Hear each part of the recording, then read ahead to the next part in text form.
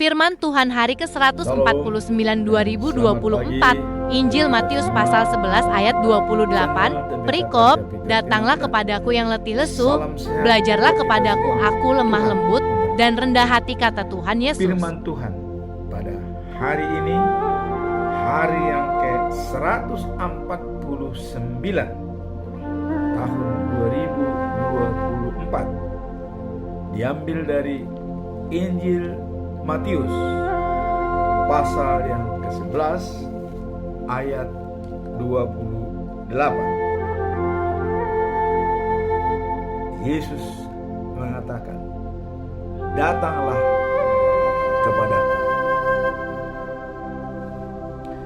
Sebagai ayat inti dari pasal 11 ayat 28 adalah sebagai berikut. Marilah kepadaku.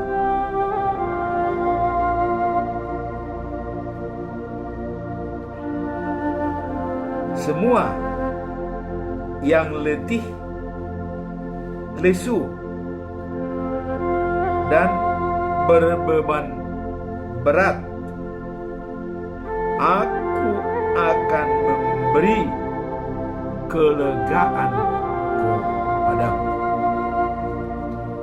Nah, kemudian dalam bacaan pagi juga dari Injil Matius pasal 3 ayat 7 sampai dengan 12.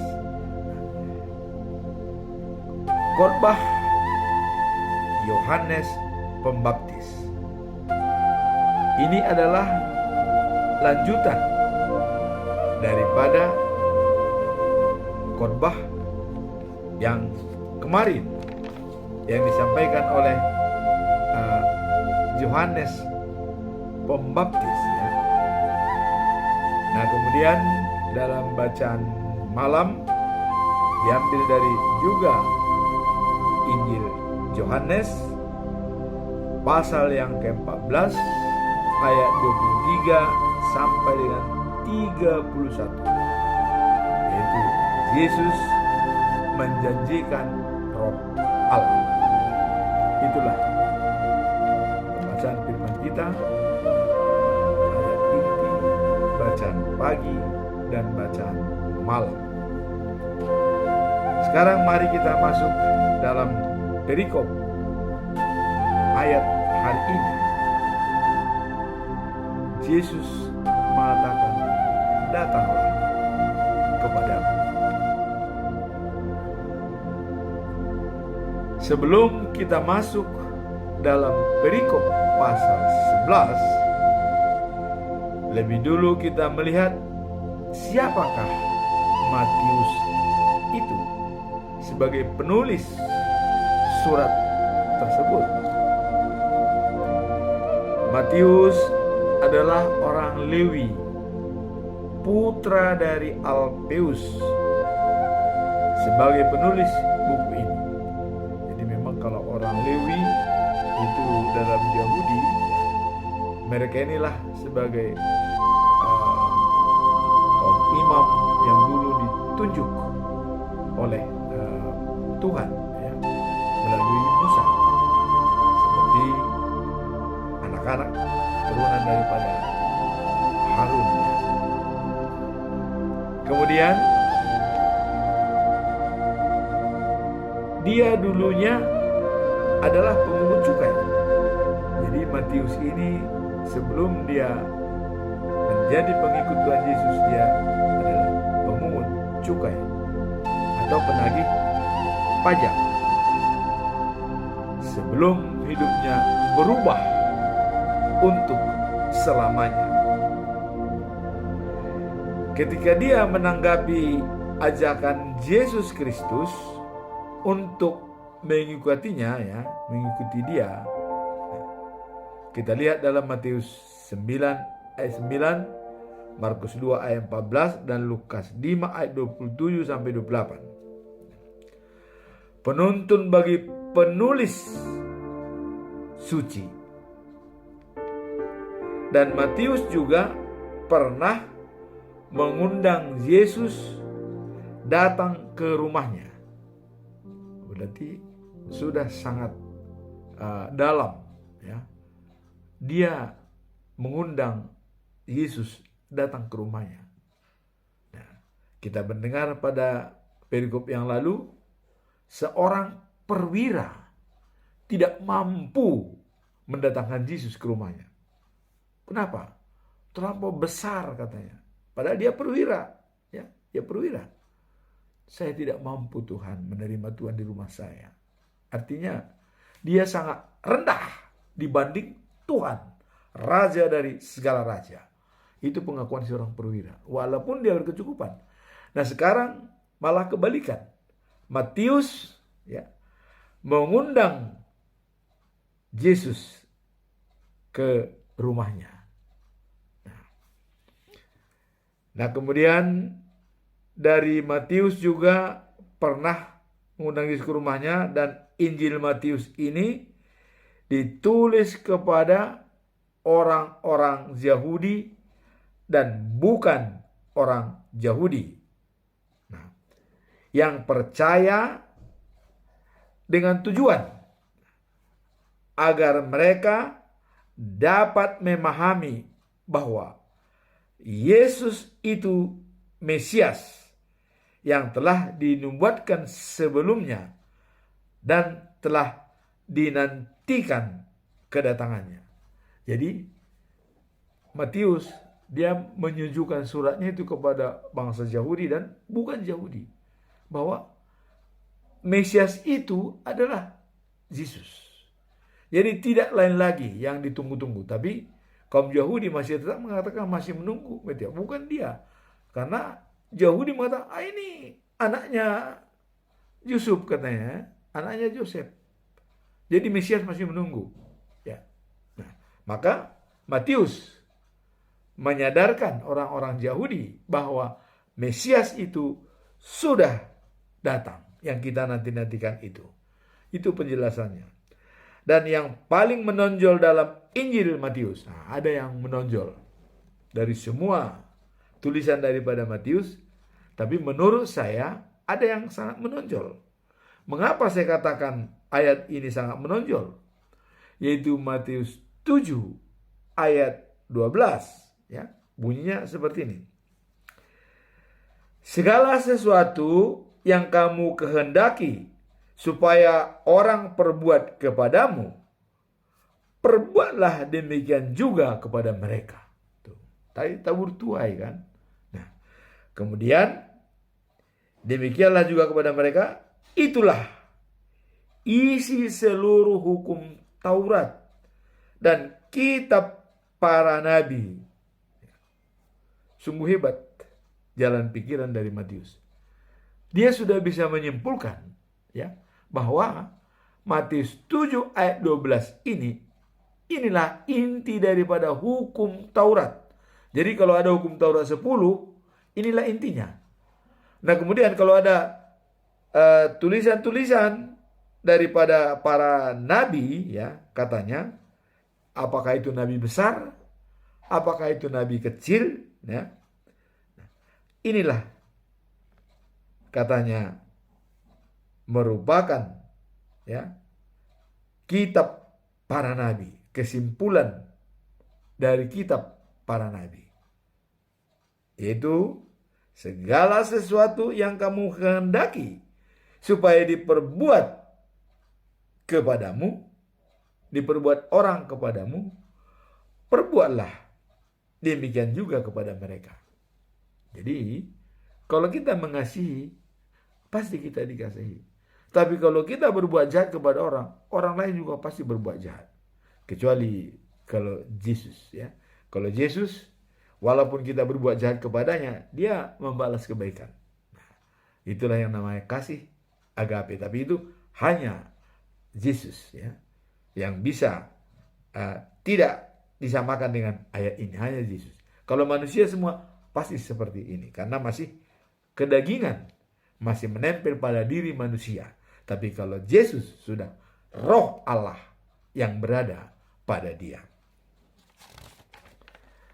Nah, sekarang kita masuk dalam perikop pasal 11 datanglah kepada saya, datanglah kepadaku.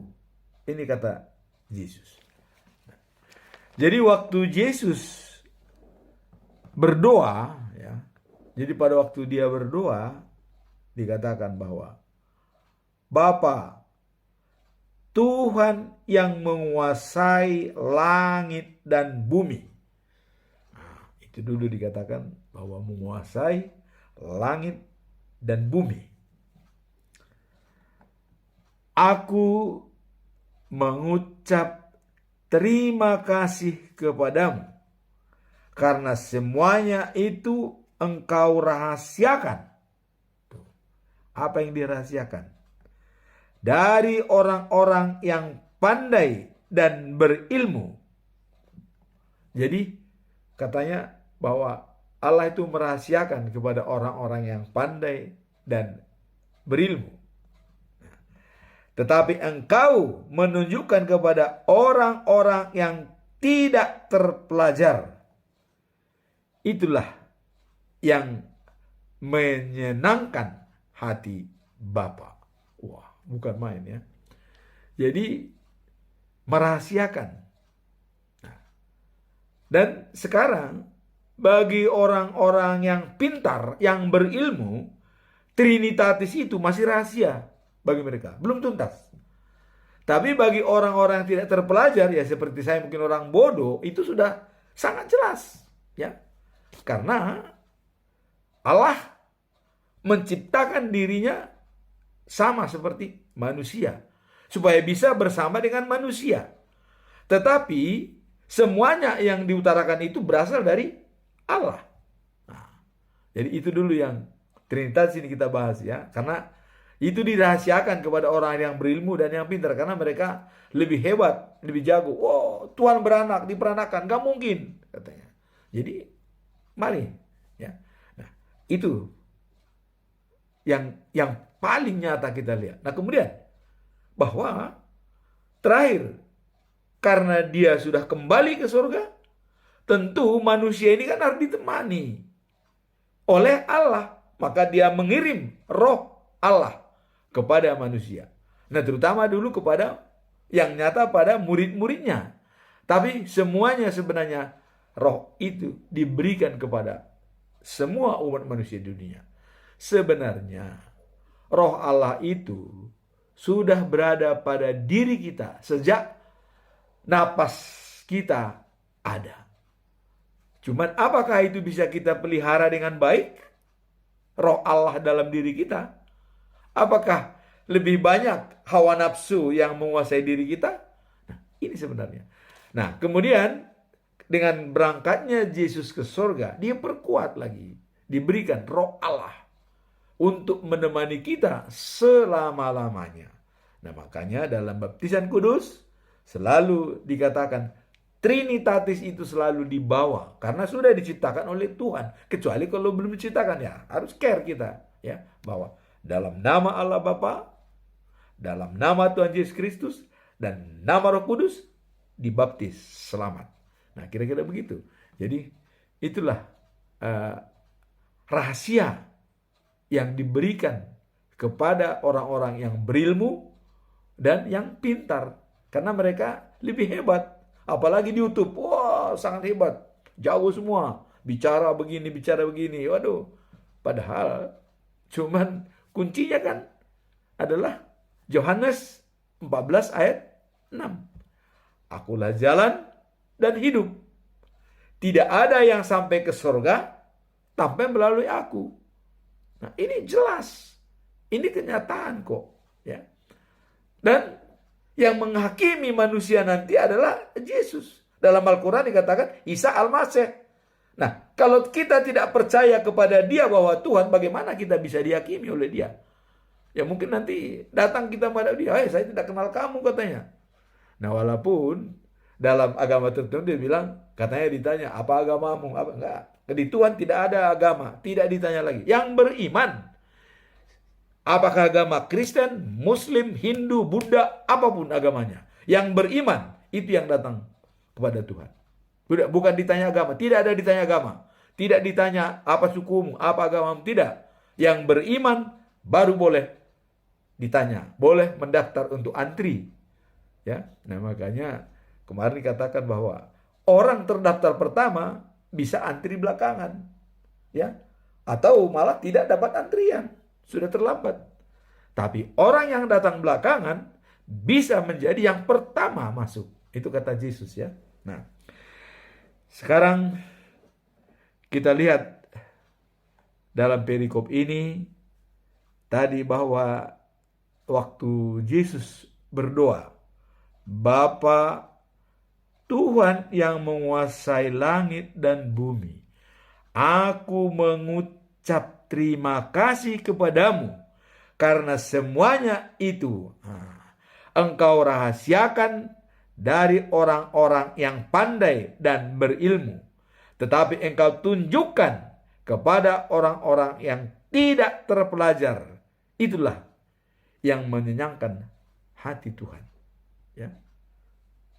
Yang dipilih Tuhan Yesus siapa? Kan bukan kaum agama yang hebat-hebat, yang pintar-pintar, bukan. Penjala.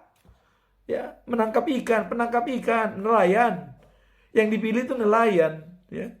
Petrus, Andreas, dan kawan-kawan, nelayan yang dipilih. Nah, kemudian yang dibenci oleh orang, pemungut cukai, seperti Matius, kan? Matius pemungut cukai, tapi dia juga pengikut Tuhan, ya. Dia dibenci orang, ya. Nah, jadi itulah yang dikatakan oleh Yesus itu, bahwa dirahasiakan kepada orang-orang yang berilmu dan yang pintar. Tapi kepada orang-orang yang pintar, ini bukan rahasia lagi. Kalau mau mengakui Trinitatis itu adalah satu, bukan tiga. Itu kuncinya, ya. Karena rahasia agama Kristen itu adalah itu sebenarnya. Trinitas ini rahasia, karena susah diungkap oleh orang. Pasti tidak percaya, oh tiga, Tuhannya tiga, Bapa, Anak, Roh. Tidak mengerti, ya. Saya sudah mengatakan bahwa Trinitatis itu adalah konsepsi sistem. Tiga, segitiga sama sisi. Tapi segitiga itu kan bukan tiga, satu. Tapi perbuatannya tiga. Kenapa? Karena ingin menyelesaikan diri. Ya. Karena tidak mungkinlah Allah datang ke dunia. Karena kalau Allah datang, wah, persiapannya sangat hebat. Embun menutupi. Api datang. Kan jadi takut semua orang. Kalau Tuhan Allah datang ke dunia ini, takut. Nggak ada yang berani. Maka Yesaya mengatakan, oh celakalah saya. Waktu dia mimpi, ketemu dengan Tuhan. Oh celaka saya. Waduh, saya manusia berdosa, katanya. Tapi malaikat datang, diambillah bara yang ada di perapian, dimasukin ke mulutnya, dah, dosamu diampuni. Begitu dibilang, lantas Allah bersahabat dengan Yesaya. Dikatakan, siapa yang akan kuutus? Dan siapa yang bisa membawa berita kita? Tuh, Tuhan Allah mengatakan berita kita. Ya, berarti Allah sudah menganggap Yesaya itu adalah teman, sahabat, berita kita. Kalau sudah mengatakan kita, itu sudah sahabat. Ya. Nah, lantas apa kata Yesaya? Yesaya mengatakan, inilah aku, utuslah aku. Udah, beritakan firman Tuhan kepada seluruh bangsa-bangsa. Nah, itulah Yesaya berapi-api menyampaikan firman Tuhan, ya. Termasuk waktu Yohanes di padang gurun, ya, siapkan jalan Tuhan, ya. Ratakan semua gunung, ya. Luruskan jalan. Tuhan mau datang, katanya, ya. Padahal itu dinubuatkan 800 tahun sebelum Kristus lahir. Coba. Dan di sana pun dikatakan keturunan Daud yang menjadi penyelamat dunia. 800 tahun. Jadi semua dalam Alkitab ini pasti terbukti. Nah, Yesus mengatakan, saya akan berangkat ke surga. Nanti akan kita dalam perikop ini. Dan saya akan kembali. Tuh. Tetapi sebelum saya kembali, saya akan berikan kepadamu roh penolong. Itu nanti dalam bacaan malam. Roh penolong supaya kamu kuat untuk menemani kamu selama-lamanya. Nah, jadi enak. Diberikan Roh Penolong menemani kita ya selama-lamanya. Nah, kemudian lalu Yesus berkata, segala sesuatu yang sudah diserahkan Bapa kepadaku, tidak seorang pun mengenal anak selain Bapa. Tidak ada yang mengenal dia selain Bapa secara utuh. Kalau kenal-kenal begitu saja sih kenal, tapi secara utuh. Ya bahkan murid-murid Tuhan Yesus pun mengatakan Tuhan. Karena dia mengatakan mau pergi ke Bapa, ya, mau naik. Tuhan, tunjukkanlah kepada kami siapa Bapa itu, di mana Bapa itu. Kata Yesus mengatakan, waduh, Filipus katanya, kamu sudah lama dengan saya, tapi kok masa belum mengenal? Nah ini kata-katanya. Nah, sekarang dikatakan segala sesuatu sudah diserahkan Bapa kepadaku. Jadi artinya semuanya sudah diserahkan oleh Allah kepada Yesus. Tidak ada yang ditinggalin. Semua diserahkan. Ya. Nah, kemudian dikatakan tidak seorang pun mengenal anak, mengenal aku selain Bapa. Jadi yang kenal persis terhadap Yesus adalah Bapa di surga. Manusia tidak. Walaupun kita mengenal dia, tapi tidak seutuhnya. Karena Allah sudah mengatakan, kehendakku bukan kehendakmu, jalan pikiranmu bukan pikiranku. Maka Raja Sulaiman atau Raja Salomo dalam Amsal mengatakan bahwa adalah kita hanya bisa berencana, berkehendak, tetapi Tuhanlah yang menentukan segalanya. Begitu. Nah, jadi di sini pun tidak ada juga mengenal Bapa selain anak. Jadi mereka ini jelas tidak ada mengenal Bapa selain anak. Ya karena dia anak, dia Bapa. Ya pastilah, kira-kira begitu filosofinya ya. Dia Bapa, dia anak. Itulah Yesus ya. Nah, kemudian orang-orang kepada siapa anak itu tidak ada juga mengenal Bapa selain anak. Dan orang-orang kepada siapa anak itu memperkenalkan Bapa. Nah, kepada siapa? Memperkenalkan anak itu kepada Bapa. Maka akulah jalan, kata Yesus ya. Yohanes 14 ayat 6. Akulah jalan dan hidup. Tidak ada yang sampai kepada Bapa tanpa melalui aku, kata Yesus ya. Nah, kemudian ayat hari ini adalah merupakan jaminan bagi semua orang ya yang sudah lelah, capek, sangat pusing, memikirkan anak sekolah, memikirkan segalanya, keluarga, rumah tangga. Datanglah ayat hari ini. Apa? Kata Yesus. Datanglah kepadaku, kamu semua yang lelah, ya, dan merasakan beratnya beban. Aku akan menyegarkan kamu. Itu. Inilah jaminan. Seberat apapun bebanmu, datang kepadanya, selesai. Jadi jangan kita, ada orang ya ditanya sendiri, dijawab sendiri, akhirnya miring, ya, alias crazy atau gila ya. Dia jawab sendiri, ditanya sendiri, ya akhirnya tidak menyelesaikan masalah. Tapi coba tanya kepada Tuhan, dijawab oleh Tuhan, selesai. Nah, ini jaminan. Datanglah kepadaku, ya. Kamu semua yang letih dan merasakan beratnya beban. Aku akan menyegarkan kamu. Ikutlah perintahku dan belajarlah daripadaku. Sebab aku ini lemah lembut dan rendah hati, maka kamu akan merasa segar. Nah, datanglah kepadaku, belajar dari saya lemah lembut kok. Ya, nah maka kelemah lembutan Yesus dikatakan, kalau ada orang menampar pipi kirimu, berikan pipi kanan. Ya. Kalau ada orang melempar batu kepadamu, lempar pisang. Tuh, lemah lembut kan? Tetapi ini dengan jaminan, ini filosofi. Tidak mungkin kita dilempar orang, karena kita sudah tahu, belajarlah kepadaku. Ya, contoh, tidak mungkin kita dilempar orang. Tidak mungkin.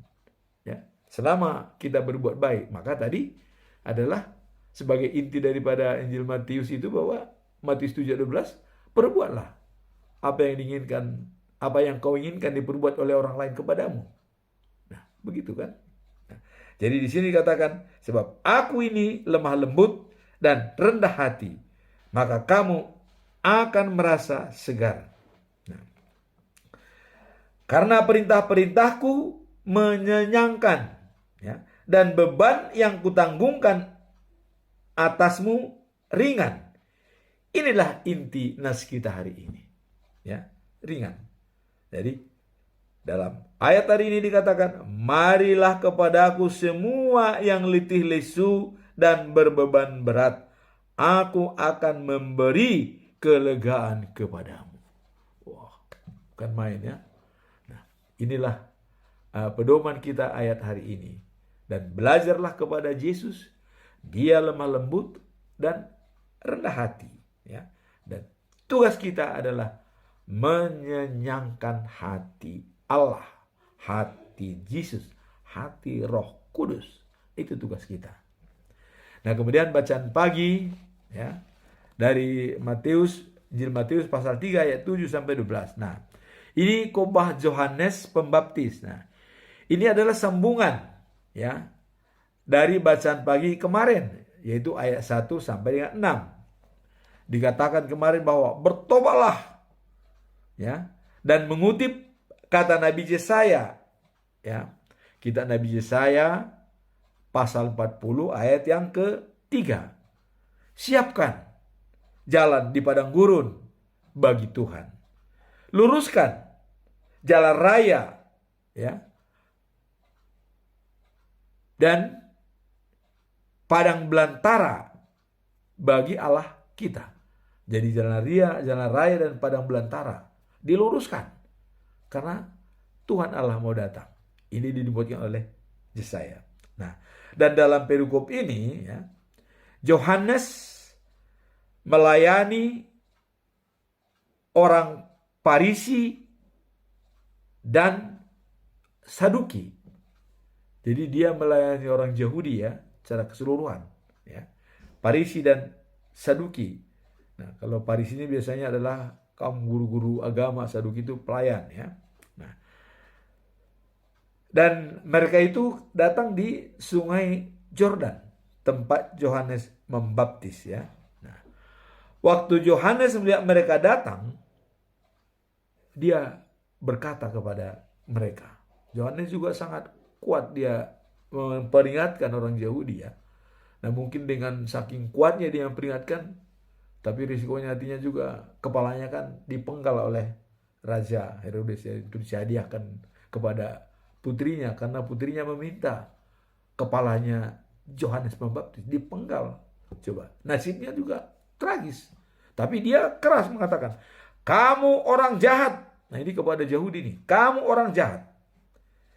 Siapa yang mengatakan bahwa kamu dapat luput dari hukuman Allah yang akan datang? Tuh, siapa yang bisa menjamin kamu luput dari hukuman Allah di masa yang akan datang? Nah, karena Yohanes Pembaptis ini tugasnya memang membaptis, dan baptisan kudus itu adalah dosanya diampuni, kira-kira begitu, ya. Nah, baptisan kudus itu. Cuman Yohanes masih membaptis dengan